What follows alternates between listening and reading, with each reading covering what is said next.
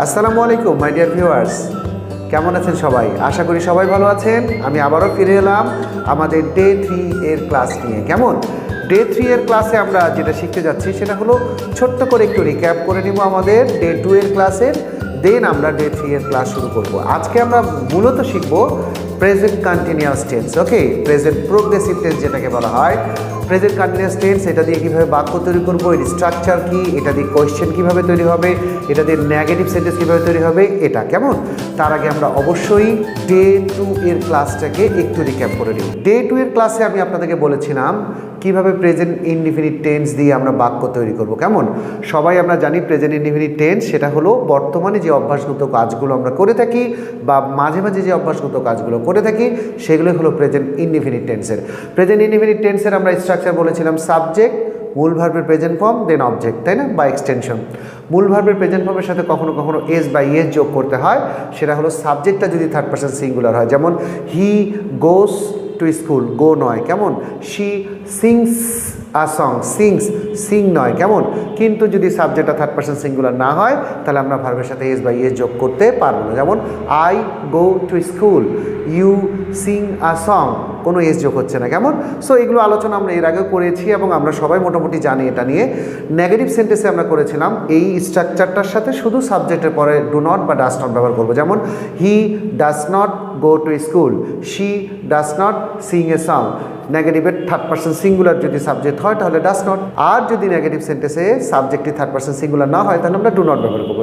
যেমন you do not go to school, I do not go to school. তাহলে আমরা do not কেন ব্যবহার হচ্ছে, ডাস নট কেন ব্যবহার হচ্ছে, এটা এর আগের ক্লাসও জেনেছিলাম। আমরা আজকেও একটু ছোট করে জেনে নিলাম যাতে আমাদের জিনিসগুলো মনে পড়ে, কেমন। আর প্রশ্ন করার সময় ওই একই ফর্মুলা করব কিন্তু স্ট্রাকচারটা হবে একটু ভিন্ন। যেমন ডু বা ডাসটা সবার সামনে বসাবো, যেমন does he go to school অথবা do you go to school. তাহলে ইন্টারোগেটিভ করার সময় অর্থাৎ প্রশ্নবোধক বাক্য তৈরি করতে গেলে আমরা ডু বা ডাসটা সবার সামনে দিই। সবসময় একটা কথা বলে দিচ্ছি, সেটা হলো যে ডু বা ডাসটা প্রথমে বসাবো অবশ্যই সাবজেক্টের উপর বেস করে। সাবজেক্ট যদি থার্ড পারসন সিঙ্গুলার হয় তাহলে ডাস দিয়ে করব কোয়েশ্চেন, সাবজেক্ট যদি থার্ড পারসন সিঙ্গুলার না হয় তাহলে ডু দিয়ে করব। অসংখ্য সাবজেক্টের কোনো শেষ নেই, কেমন, তাই না। আমরা শুধু দেখবো সাবজেক্টটা থার্ড পারসন সিঙ্গুলার কিনা। কীভাবে আইডেন্টিফাই করব? আই, উই আর ইউ, এই তিনটা শব্দ বাদে বাকি সবগুলি থার্ড পারসন। কী বললাম? আই, উই আর ইউ, এই তিনটা বাদে সব কিছুই থার্ড পারসন। যদি একটি হয় তাহলে থার্ড পারসন সিঙ্গুলার বলবো, আর যদি অনেকগুলো হয় third person plural. Third person সিঙ্গুলারের ক্ষেত্রে ডাস দিয়ে প্রশ্ন করব, আর থার্ড পারসন সিঙ্গুলার না হলে ডু দিয়ে প্রশ্ন করব। কয়েকটা বাক্য আমরা জেনে নিই, কেমন। কয়েকটা বাক্য হলো যেমন does he play football, does she sing a song, does it work well, does your father play with you, does your mother help you in your homework, does your sister go to school everyday.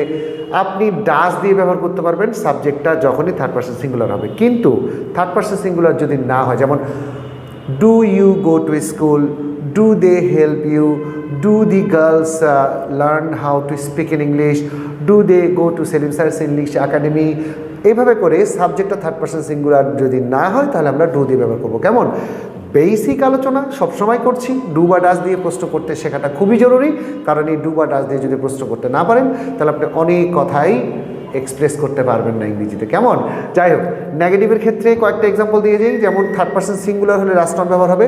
He does not go to school, she does not sing a song, your brother does not go to school everyday, your sister does not help you in your homework.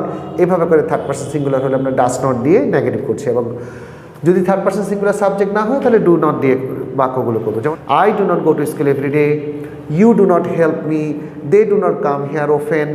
এইভাবে করে আমরা third person singular subject যদি না হয় তাহলে আমরা do not দিয়ে negative করতে পারি।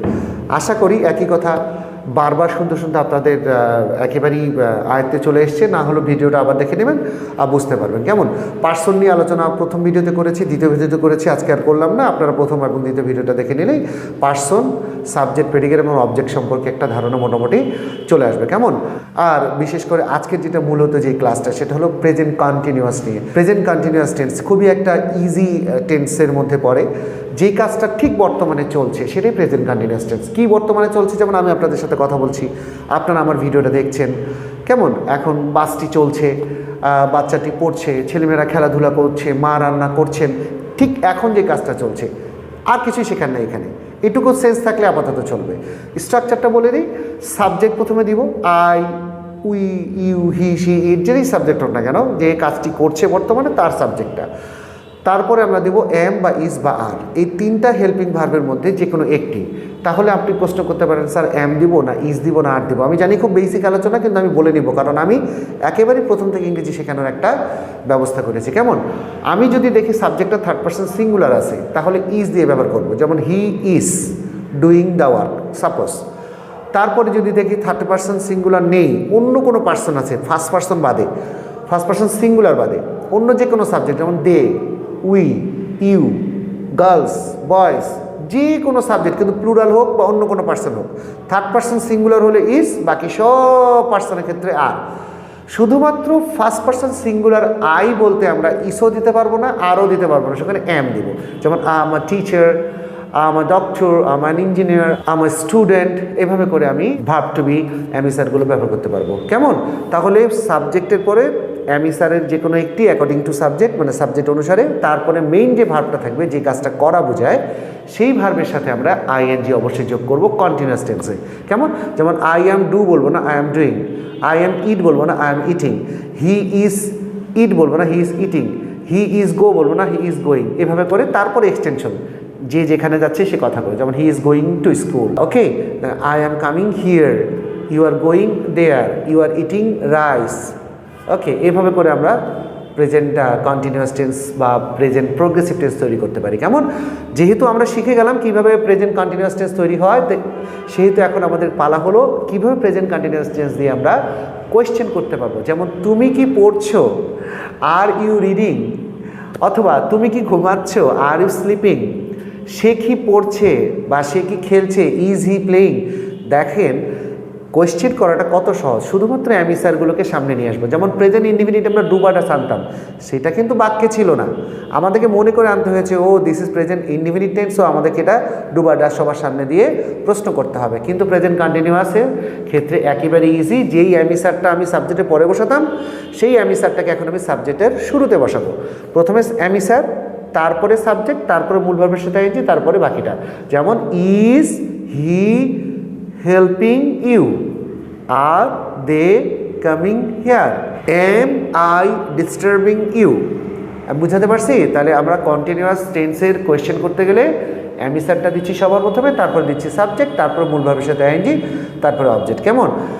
কয়েকটি বাক্য দেখে নেন। Is she helping you, are they farming the land, is the driver driving the car very fast, are they coming to you today, is your sister reading a book, is your mother cooking, are they ploughing the land. ঠিক আছে, বোঝা গেছে? আচ্ছা, ঠিক আছে। তাহলে আমরা present কন্টিনিউয়াসের কীভাবে ইন্টারোগেটিভ বাক্য তৈরি করব বা কীভাবে প্রশ্ন করব সেটা আমরা শিখে নিলাম। এখন আমরা দেখে নিই কীভাবে আমরা নেগেটিভ বাক্য তৈরি করতে পারি প্রেজেন্ট কন্টিনিউয়াস টেন্স দিয়ে। খুবই সহজ। যেই স্ট্রাকচারটা ছিল প্রেজেন্ট কন্টিনিউয়াসের, সাবজেক্ট, অ্যামিসার, ভার্বের সাথে আইএনজি, অবজেক্ট বা এক্সটেনশন, ওই স্ট্রাকচারটাই লাগবে, কিচ্ছু করার দরকার নেই। নেগেটিভ কথাটার জন্য শুধু অ্যামিসারের পর একটা নট দিব। যেমন I am going to school হয়ে যাবে I am not going to school.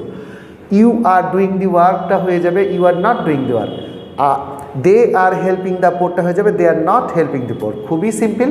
তাহলে আমরা শিখে গেলাম কীভাবে নেগেটিভ করতে হয়। কেমন? তাহলে কয়েকটি বাক্য দেখে নিই। যেমন you are studying now, they are helping the poor now, we are learning English at সেলিমসাস English academy now, he is playing cricket now, they are planting trees more and more now. নানান রকম বাক্য আপনি তৈরি করতে পারছেন present continuous টেন্সে। কেমন?